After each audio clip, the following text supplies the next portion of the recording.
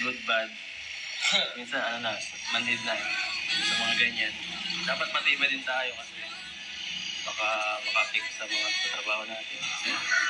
Ano na lang, kung alam kong ano, sinusunod ko lang kung anong kung ano yung ano kung tama sa sarili ko. At sila, bahala naman na sila. Isip or ano. At ang mahalaga is yung tiwala sa akin ni Jessie.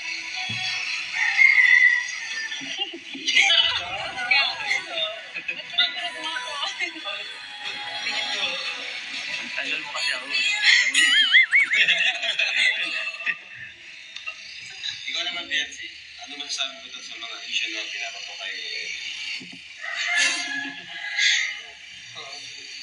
Paano sasabihin?